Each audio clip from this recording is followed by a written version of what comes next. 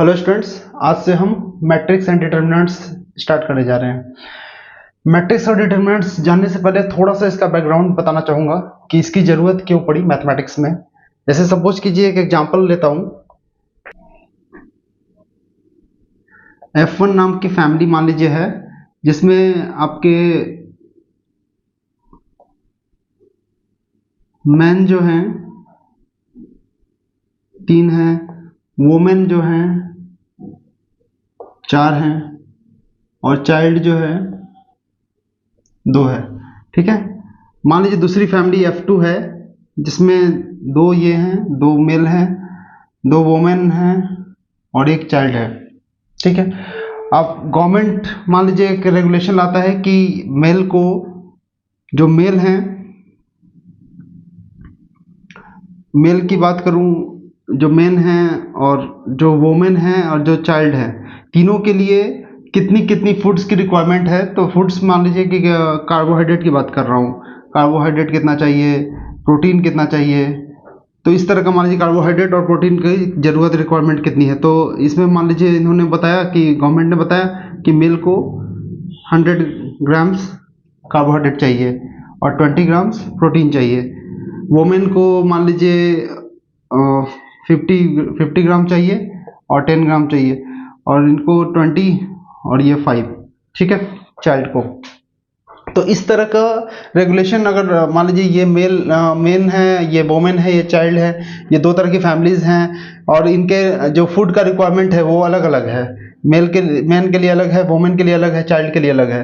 तो अगर मुझे गवर्नमेंट अगर ये चाह रही है कि कितनी फूड की रिक्वायरमेंट पहले फैमिली के लिए होगा, कि कितनी कार्बोहाइड्रेट एक सिंगल फैमिली चाहिए और कितनी प्रोटीन किसी दूसरे फैमिली को चाहिए, तो ये कैसे निकलेगा।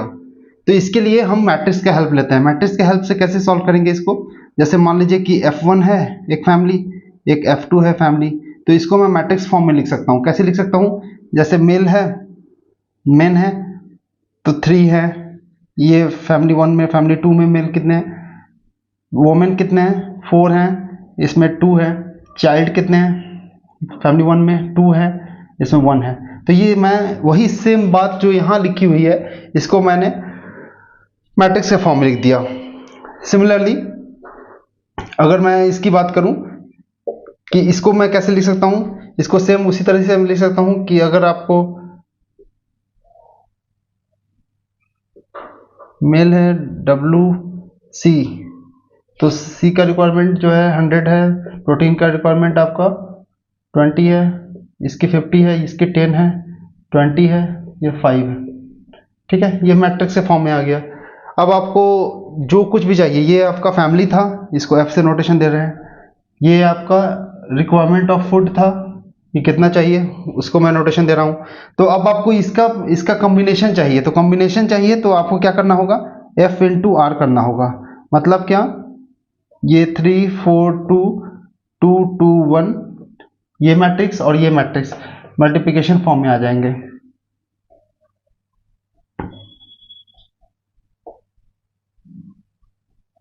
ठीक है, तो इस तरीके से आपको मैट्रिक्स के हेल्प से हम डिसाइड कर सकते हैं कि अगर गवर्नमेंट रेगुलेशन लाएगी तो पहले फैमिलीज को कितने कितने प्रोटीन की जरूरत पड़ेगी, दूसरी फैमिली को कितने कार्बोहाइड्रेट की जरूरत पड़ेगी। आप किसी भी के लिए किसी भी कॉम्बिनेशन को आप चूज कर सकते हो, निकाल सकते हो।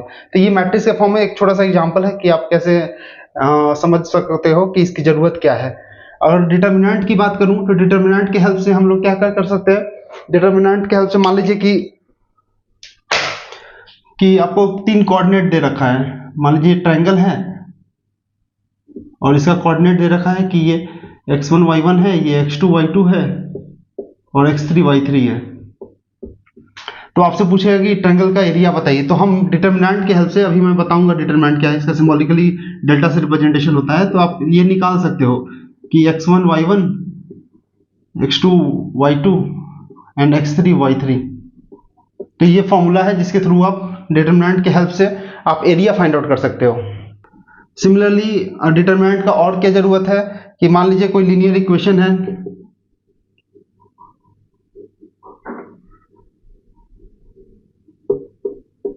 जैसे मान लीजिए कि 2x + 3y = 4। 7x minus 2y equal to 6। ठीक है, मान लीजिए इस तरह का दो इक्वेशन है और इसे बोल रहे हैं कि सॉल्व करना है। तो दो इक्वेशन, दो वेरिएबल x और y वेरिएबल है, दो इक्वेशन आपके पास आ गए, तो इसे सॉल्व करना है। तो आप सिंपल अप्रोच से भी सॉल्व कर सकते हैं, मैट्रिक्स के हेल्प से भी हम लोग कर सकते हैं। जैसे इसको मैं मैट्रिक्स फॉर्म में लिख सकता हूँ। कैसे? इसका x का जो कंपोनेंट है, कोफिशिएंट है 2 और इसका 7, 2 7, y का कोफिशिएंट कितना है 3 इंटू -2, और ये क्या था, x और y था वेरिएबल, और यहाँ पे क्या है आपका कांस्टेंट। तो ये मैंने अरेंज कर दिया। अब मैं इसके डिटर्मिनेंट, इसका डिटर्मिनेंट निकाल करके मैं x और y फाइंड आउट कर सकता हूँ। तो ये कैसे करेंगे, हम क्रैमर्स रूल्स पढ़ेंगे, ये सब बातें डिटेल से पढ़ेंगे। ये बस ब्रीफ इंट्रोडक्शन था कि मैट्रिक्स और डिटर्मिनेंट के हेल्प से हम क्या क्या कर सकते हैं। ठीक है, अब हम लोग सीख रहे हैं कि मैट्रिक्स को रिप्रेजेंट कैसे करेंगे। तो मान लीजिए कोई मैट्रिक्स ए है, तो उसको रिप्रेजेंट कैसे करेंगे। तो इस तरह का बॉक्स होता है और इसके अंदर एलिमेंट्स होते हैं। तो मान लीजिए मैं अगर बना रहा हूं कि 2 इंटू 2, मतलब 2 इंटू 2/2 जो मैट्रिक्स बना रहा हूं, मतलब 2/2 मतलब क्या होगा कि 2 नंबर ऑफ रोज होगा और 2 नंबर ऑफ कॉलम्स होंगे। ठीक है, अच्छा, रोज और कॉलम में थोड़ा सा प्रॉब्लम आता है।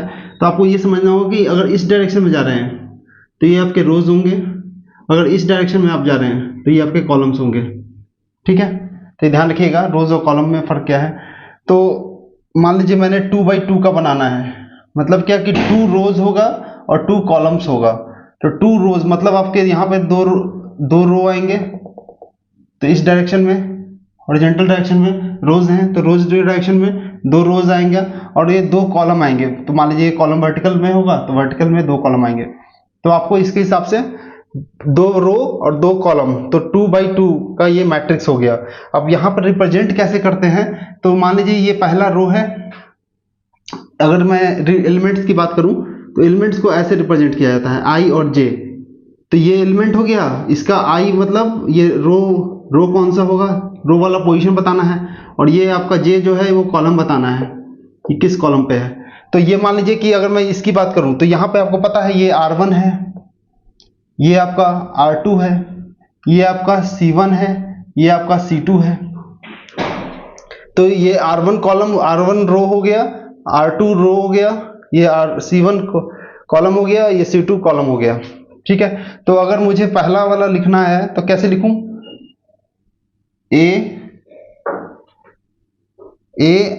आई मतलब रो कौन सा है, ये पहला, और ये कॉलम कौन सा है इंटू जे कॉलम कौन सा है, पहला।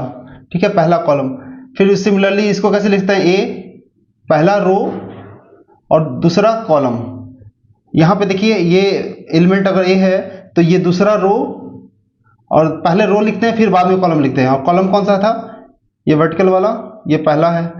उसी तरह से अगर मैं ये लिखूं तो ये रो आपका दूसरा है और ये कॉलम आपका दूसरा है। तो ये रिप्रेजेंट होता है, इस तरह से हम सिंबॉलिकली रिप्रेजेंट करते हैं। ये तो 2/2 का हुआ। मान लीजिए कोई मैट्रिक्स ए है जो कि 3/3 का है। 3/3 मतलब 3 रो और 3 कॉलम। तो 3 रो मतलब 3 रो आएंगे और 3 कॉलम्स आएंगे। ठीक है, तो अभी अगर मैं लिखूं तो ए पहले लिखूंगा क्या, ए, अच्छा पहला रो और पहला कॉलम।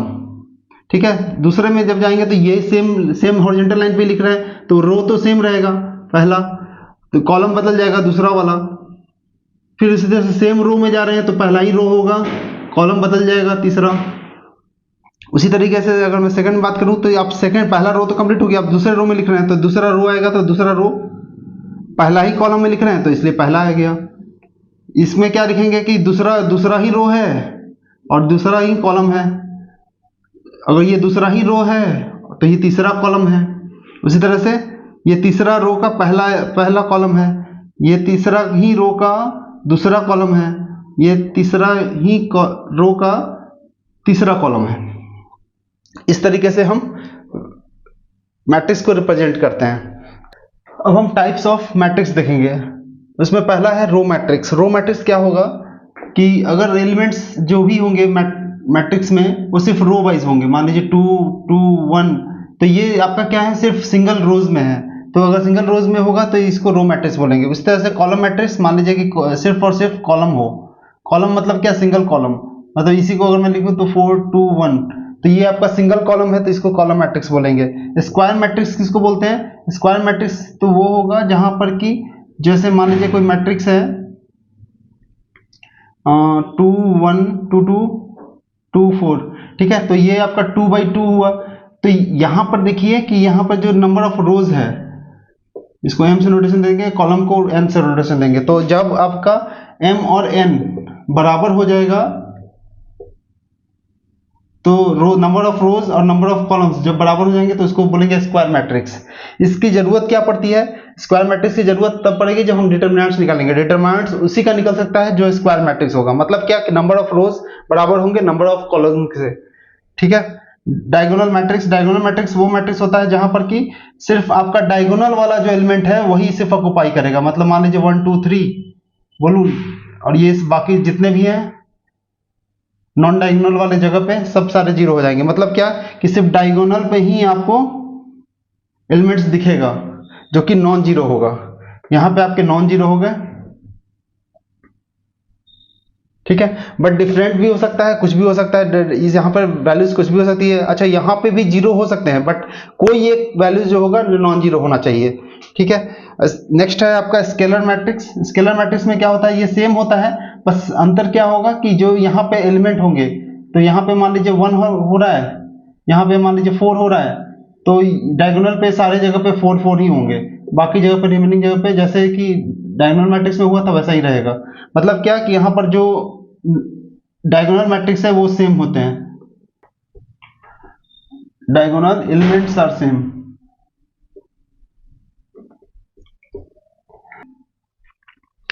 यूनिट मैट्रिक्स क्या होता है?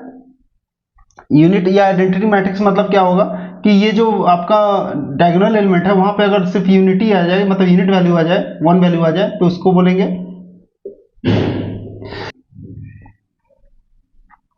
मतलब क्या कि डायगोनल पे यूनिटी होना चाहिए। डायगोनल एलिमेंट ऑलवेज क्या होना चाहिए?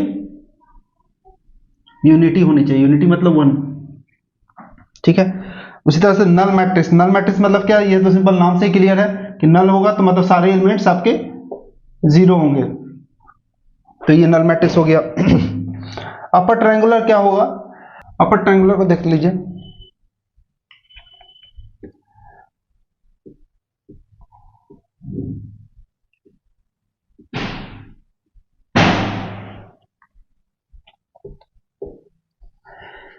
अपर ट्रायंगुलर मतलब क्या होगा, नाम से क्लियर है। अपर ट्रायंगुलर मतलब अपर में जो ट्रायंगल बन रहा है, देखिए यहाँ पर जो अपर में आपका ट्रायंगल बन रहा है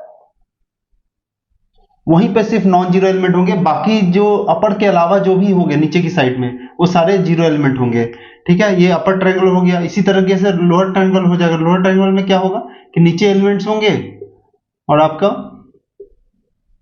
ऊपर में जीरो होगा।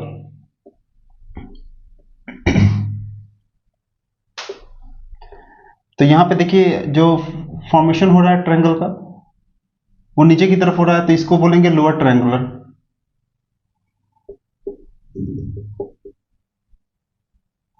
मैट्रिक्स, ठीक है। इसके साथ अच्छा पार्ट क्या है कि जब आपके सामने ये रहेगा, ऐसा अगर बना हुआ दिखेगा तो डायरेक्ट आप डिटर्मिनेंट निकाल सकते हैं। डिटर्मिनेंट के बारे में आगे मैं बताऊंगा। डिटर्मिनेंट डायरेक्टली आप निकाल सकते हो कि प्रोडक्ट ऑफ डायगोनल एलिमेंट होगा। डायगोनल एलिमेंट क्या है? प्रोडक्ट। डायगोनल में क्या आपका क्या है, 1 इंटू 2 इंटू 3, डायरेक्ट आप बता सकते हो कि 6 इसका डिटरमिनेंट होगा। अगर अपर ट्रायंगुलर और लोअर ट्रायंगुलर रहेगा तो सिर्फ आपको डायगोनल एलिमेंट का प्रोडक्ट लेना है, that will B determinant of that matrix. Okay, next है आपका सिमेट्रिक मैट्रिक्स। सिमेट्रिक मैट्रिक्स को समझने से पहले आपको समझना होगा कि ट्रांसपोज क्या होता है। ट्रांसपोज मैट्रिक्स क्या होता है? ट्रांसपोज मैट्रिक्स क्या होता है, मान लीजिए कि कोई मैट्रिक्स ए है, सपोज कीजिए एक मैट्रिक्स है 4 2 1 376, ठीक है। अगर मुझे इसका ट्रांसपोज चाहिए तो ट्रांसपोज का नोटेशन या तो 80 होता है या फिर इसको ऐसे लिखते हैं एक पावर बार एक डैश लिखते हैं, ठीक है। तो अगर मैं ए डैश लिखूं तो इसकी वैल्यू क्या होगी, जो रो वाला एलिमेंट है वो कॉलम में बदल जाता है और जो कॉलम वाला है वो रो में बदल जाता है। मतलब क्या, ये अगर रो था तो इसको कॉलम में लिखिए आप, तो मतलब ये क्या आएगा 4 2 1, और ये वाला रो में था तो इसको कॉलम में लिखिए 376, ठीक है। तो आप ट्रांसपोज करने का मतलब क्या है, इसको जस्ट पलट दीजिए, तो जो आपका फर्दर जो मिलेगा मैट्रिक्स उसको हम ट्रांसपोज ऑफ दैट मैट्रिक्स बोलेंगे, ठीक है। तो अगर ये बात आपको समझ में आ रही है तो इस अगर सिमेट्रिक मैट्रिक्स की बात करूं, सिमेट्रिक मैट्रिक्स वो होता है जहां पर कि जो ए होता है और ए का जो ट्रांसपोज होता है वो दोनों बराबर होते हैं। अगर ये दोनों को बराबर होना है मतलब क्या कि आई अगर एलिमेंट जो है आई जे अगर है तो ये बराबर होगा जे आई, ठीक है। अगर ये ऐसा हो रहा है तो इसका एग्जांपल देख लेते हैं। एग्जांपल क्या होगा,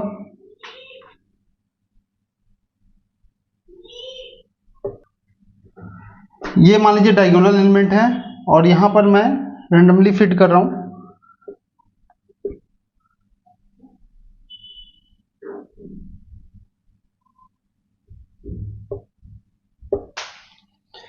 देखिए ये कोई एलिमेंट है, मान लीजिए ये कोई मैट्रिक्स है, ये ए मैट्रिक्स है। अगर मैं इसका ट्रांसपोज लूं तो ट्रांसपोज क्या आएगा, ये वाला एलिमेंट ये वाला मैं इसको वर्टिकली लिखूंगा तो 2 -2 एंड 6, ठीक है। अगर मैं फिर इसकी बात करूं सेकंड रो तो इसको कॉलम में लिखना होगा तो -2 5 7, ठीक है। इसी तरह से 6 7 6 6 7 6। देखिए क्या ये और ये दोनों मैट्रिक्स के एलिमेंट में कोई फर्क है, हर जगह सेम है। अगर हर जगह सेम है तो ये मैं बोल सकता हूं कि ये आई जे जो बराबर होगा जे आई।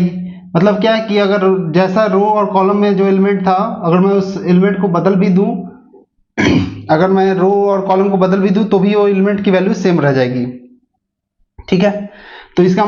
तो ये आपका इसको बोलते हैं सिमेट्रिक मैट्रिक्स, मतलब ये सिमेट्रिक होगा। जैसे ये अगर यहाँ पे देखूं तो इसके अबाउट आपको सिमेट्रिक दिखेगा, जैसा इधर है वैसा ही इधर है, जैसा जस्ट लाइक कि मिरर इमेज है, इधर जो वैल्यू है उधर ही जैसा ही है, ठीक है। उसी तरीके से स्क्रू होता है, स्क्यू सिमेट्रिक में क्या होगा कि ए जो होगा वो -80 हो जाएगा, मतलब जो मैट्रिक्स होगा वो ट्रांसपोज के नेगेटिव साइन के साथ होगा। तो इसके लिए अगर मैं बात करूं तो जैसे 0 0 0 डायगोनल एलिमेंट है, 2 -2 5 -5 7 -7। देखिए ये एक एलिमेंट ए बोल रहा हूं तो इसका ट्रांसपोज क्या होगा, अगर मैं इसकी ट्रांसपोज की बात करूं तो ट्रांसपोज होगा ये वाला जो रो है उसको कॉलम में बदल देंगे 2 5, सेकंड वाले को कॉलम बदल देंगे -2 0 7, और तीसरे वाले को करेंगे तो -5 7 0, ठीक है। ये 80 आ गया। अगर मुझे माइनस साइन लगाना है तो सारे में माइनस लगाना होगा, ये साइन बदल जाएगा, माइनस वाला प्लस हो जाएगा, प्लस वाला माइनस हो जाएगा। बताइए अब देखिए ये इसके एलिमेंट क्या ये दोनों बराबर नहीं है, जीरो के साथ लगाने की जरूरत नहीं थी।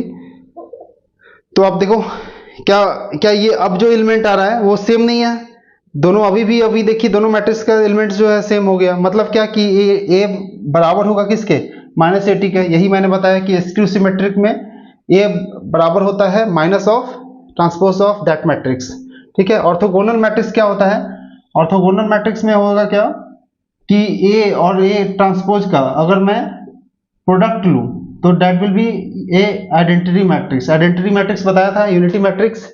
मान लीजिए अगर ये 3/3 का मैट्रिक्स होगा तो 3/3 का होगा तो ये आई ऐसा होगा 1 1 1 0 0 0 0 0 0। मतलब क्या ये 3/3 का होगा मैट्रिक्स, ये 3/3 का होगा तो आइडेंटिटी मैट्रिक्स भी होगा। आइडेंटिटी मैट्रिक्स मतलब डायगोनल एलिमेंट पे 1 होगा, बाकी जगह पे 0 होगा, ठीक है। तो ये कंडीशन है for the matrix to be orthogonal matrix. अगर इसी को दूसरे भाषा में कैसे लिख सकते हैं कि अगर मैं ए को इधर भेजूं तो ये इन्वर्स हो जाता है। मैं बताऊंगा आगे आगे जैसे जैसे आगे बढ़ेंगे हम बताएंगे कि ये ए ट्रांसपोज जब मैं इधर भेजूंगा तो ये ये इन्वर्स हो जाता है। तो ट्रांसपोज जो होता है किसी भी मैट्रिक्स का और जो इन्वर्स है, अगर दोनों बराबर हो रहे हैं तो वो ऑर्थोगोनल मैट्रिक्स का पहचान है। ठीक है, यहाँ तक होप आपको क्लियर हो गया होगा। मान लीजिए इस तरह का प्रॉब्लम दिया हुआ है कि ये मैट्रिक्स इस मैट्रिक्स के बराबर है। तो अगर बराबर है तो इसका मतलब क्या कि दोनों का ऑर्डर भी सेम होना चाहिए। तो इसमें देखिए, इसमें दो रो है, दो कॉलम है, तो 2/2 हो जाएगा। इसमें भी देखिए 2 रो 2 कॉलम है, तो 2/2 हो जाएगा। मतलब क्या, दोनों का ऑर्डर सेम होना चाहिए, तभी हम अप्रोच कर सकते हैं। तो यहाँ पर देखिए, अगर ये मैट्रिक्स और ये मैट्रिक्स इक्वल है तो डैट मीन्स व्हाट कि इंडिविजुअल एलिमेंट भी जो होगा वो भी इक्वल होगा, दिस बराबर दिस होगा, दिस बराबर दिस होगा। तो हम अगर इस चीज़ को लूँ तो a + b बराबर 6 लिख सकते हैं एंड ab बराबर 8 लिख सकते हैं। यहाँ से सॉल्व कर लेते हैं, b निकाल लेते हैं, क्या आता है 8/a। इसकी वैल्यू यहाँ पर पुट कर दे रहा हूँ, तो ये आ जाएगा a + b की वैल्यू क्या है 8/a। इसको फर्दर सॉल्व करते हैं, a² + 8, ये 6a होगा और इधर भेजेंगे तो -6a होगा। तो ये आपका क्वाड्रेटिक इक्वेशन आ गया। क्वाड्रेटिक इक्वेशन को सॉल्व करने का तरीका क्या है कि ये 6 है, तो 6 को मैं कैसे लिख सकता हूँ 4 + 2 6 हो जाएगा, 4 × 2 8 हो जाएगा। तो इस तरह से सॉल्व करेंगे। आगे प्रोसीड करते हैं, a² -4a + -2a, तो -4a -2a तो -6a हो जाएगा और 4 × 2 हो जाएगा 8। तो ये सही है। यहाँ से a कॉमन ले लेता हूँ, तो a -4 -2 कॉमन लिया, तो यहाँ से a -2 और a -4, तो यहाँ से आ गया a की वैल्यू 2 और 4। तो हम लिख सकते हैं कि 4a = 2, b will be what 8/a, a क्या है 2 4 एंड 4 a = 4, b = 8/4। तो इस तरह से हम कोई भी प्रॉब्लम सॉल्व कर सकते हैं। ज़्यादातर ये ऑब्जेक्टिव पूछा जाएगा, जहाँ पर कि दो मैट्रिक्स बराबर दिए होंगे तो आपको कोई अननोन वैल्यूज दिया होगा, तो आप वहाँ से देख करके बता सकते हैं कि उसकी वैल्यू क्या होगी। ठीक है, अब हम देखेंगे एडिशन ऑफ मैट्रिक्स। सपोज कीजिए मैट्रिक्स A है 2 4 3 1 एंड मैट्रिक्स B है 5 3 2 1। ठीक है, तो A और B को ऐड करना है तो सबसे पहले क्या देखना होगा कि इन दोनों का मैट्रिक्स का जो ऑर्डर है, ऑर्डर यहाँ पे क्या है, ये 2 रो है एंड 2 कॉलम है, तो 2/2 हो जाएगा। यहाँ भी सेम है तो 2/2 हो जाएगा। तो पहले एडिशन जब करना है तो पहले देखेंगे, चेक करेंगे कि दोनों का ऑर्डर सेम है कि नहीं है। अगर सेम है तो हम इंडिविजुअली जो एलिमेंट है उनको आपस में ऐड करेंगे। तो a + b क्या हो जाएगा 2 + 5 7, 4 + 3 7, 3 + 2 5 एंड 1 + 1 2। ये भी आपका 2/2 हो जाएगा। तो इस तरीके से आप a + b निकाल सकते हैं। कुछ प्रॉपर्टीज़ है मैट्रिक्स एडिशन का। कम्यूटेटिव लॉ में क्या होता है कि a + b को हम ऐसे भी लिख सकते हैं b + a। मतलब क्या कि आप 2 + 5 लिखो तो 7 आएगा, 5 + 2 भी लिखूंगा तो भी 7 ही आएगा। तो मतलब ये कहने का मतलब है कि आप पहले कोई सा भी ऑपरेशन करो उससे कोई फर्क नहीं पड़ता, दोनों बराबर होंगे। एसोसिएटिव क्या है कि मान लीजिए a वेक्टर a है और 2 वेक्टर का कॉम्बिनेशन मैंने ले लिया, तो ये पार्टिकुलरली अगर आप चाहो तो इसको स्विच भी कर सकते हो, चेंज भी कर सकते हो। तो मान लो a + b का मैंने कॉम्बिनेशन ले लिया, +c कर दिया, तो ये भी वैल्यू आपको सेम देगा। कैंसिलेशन लॉ क्या कहता है कि मान लो एक वेक्टर a है, दूसरा वेक्टर b है, तीसरा ये इसके बराबर है, तो यहाँ पर a और a कॉमन है तो a कैंसिल हो जाएगा। तो यहाँ से बता सकते हैं क्या कि b और c बराबर होंगे। स्केलर मल्टीप्लिकेशन, इसमें क्या करते हैं, मान लीजिए कोई वेक्टर a है 2 4 5 1, मान लीजिए ये वेक्टर है, आपसे कोई पूछेगा कि 2a की वैल्यू क्या होगी, तो आप क्या करेंगे, सारे इंडिविजुअल एलिमेंट्स को मल्टीप्लाई कर देंगे 2 से, तो क्या हो जाएगा 2 2 जा 4 8 10 2। ठीक है, ये सिंपल है, ये तो समझ में आ गया। अच्छा, ये इसका ज़रूरत क्यों पड़ता है, जैसे मान लीजिए कि बहुत ज़्यादा लेंदी मैट्रिक्स है, जैसे मान लीजिए 5 50 25, 20, 30, 60 इस टाइप का कोई मैट्रिक्स है, तो आपको ये पता है कि ये सब 5 का मल्टीपल है, तो आप कॉमन निकाल सकते हो बाहर। कैसे? ये अगर मैं लिखूं तो अगर मैं लिख सकता हूँ कि 5 बाहर में निकाल दिया, तो इंडिविजुअली सब में डिवाइड कर दीजिए 5 से। 10, 5, 4 जा 5 4 जा 20, 5 6 जा 30 एंड 5 12 जा 60। देखिए अब ये जो बड़ा सा टर्म दिख रहा था अब छोटा सा टर्म दिख रहा है, अब सिंप्लीफाई करने में इजी हो जाएगा। तो सिंप्लीफिकेशन में इसका इस्तेमाल करते हैं। स्केलर नाम क्यों पड़ा? स्केलर मतलब ये स्केलर है, मतलब एक सिंपली मैग्नीट्यूड वाला वैल्यू है, मतलब एक न्यूमेरिकल वैल्यू है। उससे अगर मल्टीप्लाई करेंगे तो क्या करेंगे आप? इंडिविजुअली सारे एलिमेंट्स में मल्टीप्लाई कर देंगे आप। अच्छा, इसका इस्तेमाल और भी कर सकते हैं। जैसे मान लीजिए अगर आपको मैट्रिक्स सब्ट्रैक्शन करना है, तो मान लीजिए a माइनस बी करनी है, तो आप क्या करेंगे? इसको एडिशन तो आपको पता है कि एडिशन कैसे करना है, तो हम ऐसे तो लिख सकते हैं ना। तो अब ये एडिशन वाला पार्ट हो गया। अच्छा, ये माइनस बी को मैं ऐसे लिख सकता हूँ, -1 से मल्टीप्लाई कर दूँ b से। तो ये देखो, ये सेम चीज़ ऐसा नहीं है, माइनस ऑफ 1 जो मल्टीप्लाई किया हूँ, तो जैसे यहाँ पर 2 मल्टीप्लाई किया था इस मैट्रिक्स के साथ, उसी तरह से -1 से मल्टीप्लाई करना b के साथ, तो ये सेम चीज़ होएगा। तो यहाँ से आप निकाल सकते हो कि ये सब्ट्रैक्शन करके क्या वैल्यू आएगा। मान लीजिए मल्टीप्लिकेशन करना है, कोई वेक्टर a है,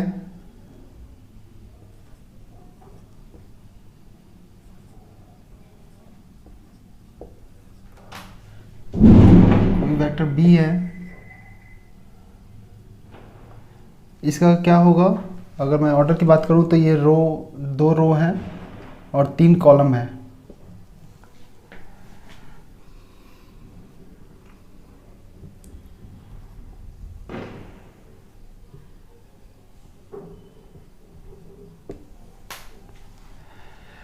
देखिए इसका ऑर्डर क्या होगा? ये 3 है, 3 रो, और ये कॉलम कितने हैं? 3 कॉलम है। तो सबसे पहले क्या देखना है, जब भी आपको मल्टीप्लिकेशन करना हो तो आप देखेंगे कि पहले वाले मैट्रिक्स का जो बाद वाला ऑर्डर है, मतलब क्या कि नंबर ऑफ कॉलम्स, और सेकंड वाले मैट्रिक्स का नंबर ऑफ रोज, क्या ये आपस में बराबर हैं? अगर बराबर है तभी हम इनका मल्टीप्लिकेशन कर सकते हैं। और जो मल्टीप्लिकेशन करने के बाद जो फर्दर जो आपको प्रोडक्ट मिलेगा ए बी का, that A B will be the matrix of order 2 into 3। ठीक है, इसको करके दिखाता हूँ मैं कैसे करते हैं। मतलब 2 रो आएगा, 2 रो आएगा और 3 कॉलम आएंगे। देखिए कैसे करेंगे। पहले क्या करेंगे? पहले का रो लेंगे, पहले मैट्रिक्स का रो लेंगे और दूसरे का कॉलम लेंगे, तो क्या, और इसको मल्टीप्लाई कर देंगे इंडिविजुअल एलिमेंट से और ऐड करता जाऊंगा। मतलब क्या, 2 into 2, 2 into 2 plus 2 into 4, 2 into 4, 1 into 2 plus 1 into 2। ये हो गया पहले के लिए ऑपरेशन। फिर इसी तरह से सिमिलरली इसी के साथ दूसरे वाले कॉलम का करेंगे। तो इसका देख लेते हैं, तो क्या आएगा? 2 into 1, 2 into plus 2 into 2, 1 into 1, 1 into 1। ठीक है, एक और आएगा, एक और क्यों आएगा कॉलम? क्योंकि इसी का इसके साथ होगा, तीसरे वाले के साथ। ठीक है, तो इसका वैल्यू क्या होगा? 2 into 3, 2 into 3, 2 into 1 plus 2 into 1, 1 into 2 plus 1 into 2। Second देखिए, अब देखेंगे सेकंड वाले का ऑपरेशन करेंगे। तो सेकंड रो फर्स्ट कॉलम क्या होगा? 3 into 2, 3 into 2, 4 into 4 plus 4 into 4 plus 2 into 2। First वाले का सेकंड वाले के साथ, second row second column, 3 into 1, 4 into 2 plus 1 into 1, 2 into 1। Second row का थर्ड कॉलम के साथ 3 इंटू 3 4 इंटू 1 प्लस 2 इंटू 2, ठीक है। तो अब इसको सॉल्व कर लीजिए, that will be your product of A B. 2 into 2 4 plus 8 plus 2 2 plus 2 4 plus 1 6 plus 2 plus 2 6 plus 16 plus 4 3 plus 8 plus 2 9 plus 4 plus 4, ठीक है। फर्दर इसको सॉल्व करेंगे तो 10 14 26 7 13 10 17, ठीक है। तो इस तरह से मल्टीप्लिकेशन करेंगे। देखिए ये फाइनली जो अब मेरे पास आया है वो 2 रो एंड 3 कॉलम है। 2 रो एंड 3 कॉलम। देखिए मैंने बताया था कि 2 रो एंड 3 कॉलम होगा। मतलब क्या कि पहले वाले मैट्रिक्स का जो रो होगा और सेकंड वाले मैट्रिक्स का जो कॉलम होगा, इन दोनों का प्रोडक्ट होगा ऑर्डर, जो कि फाइनली प्रोडक्ट होगा ए बी का, ठीक है। यहाँ तक आपको क्लियर है। इस तरह से मल्टीप्लिकेशन आप कर लेंगे। Properties of matrix multiplication. Associative property क्या होता है, आपको मैंने मैट्रिक्स एडिशन जब बताया था तब भी बताया था कि दो कॉम्बिनेशन जो है तीसरे के साथ होगा तो किसी तीसरे के साथ जब कॉम्बिनेशन होगा तो आपस में बराबर होंगे। डिस्ट्रीब्यूटिव क्या है, जब आप ये मान लो कॉम्बिनेशन है तो इनका अगर मैं ओपन कर दूं तो ये दोनों रिजल्ट सेम रहेगा। तो ये बस ऑब्जेक्टिव के पॉइंट ऑफ व्यू से इंपॉर्टेंट है, बस नोट डाउन कर लीजिएगा। Thank you.